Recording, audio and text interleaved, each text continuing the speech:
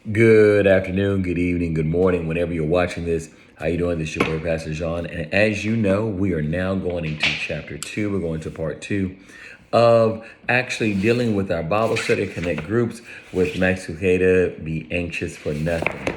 Now, one of the things we want to deal with, we started off with understanding anxiety, understanding one of the things about being anxious. And I'll tell you, this literally is one of the things I struggle with, not being anxious.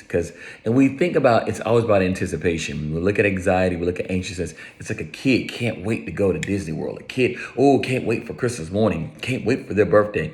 And all these things that we're doing that's creating this anxiousness, but it's really anxiety, which is causing more stress on us. But we're not going to go into that part right now. Today's lesson, where we're dealing with chapter 2, is rejoice in the Lord's sovereignty. One of the reasons that we have so much anxiety is the fact that we don't understand where we can be happy at. We always want to put so many other things before it and have other things control our happiness, and we look at rejoicing is always a form of happiness, but it's always attached to something. It's always attached to a physical nature. It's always attached to what we want. Hear what I just said. It's always attached to what we want. But what in actuality, rejoicing in God's sovereignty is not about what we want. It's rejoicing in what God wants.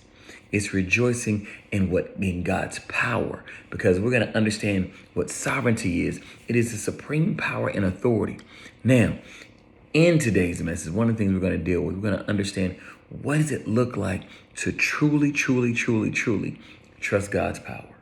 You know what I'm saying? What does power look like? What does true power look like? Is it pretty? Is it ugly? How does it look? Because I'm going to tell you, sometimes true power, when you look at it, it is grimy. It's rough. I always hear women used to say, I want a knight in shining armor. I'm like, well, you want a dude that ain't been in no battle.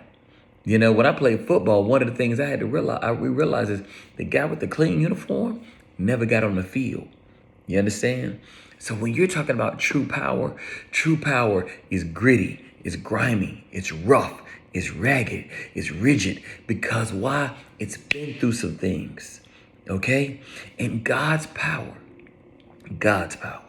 is all of that. But the beauty in it is that it's unyielding. Okay? And see, the best thing you can do is understand when you can trust in him. Then you can be happy knowing that, you know what?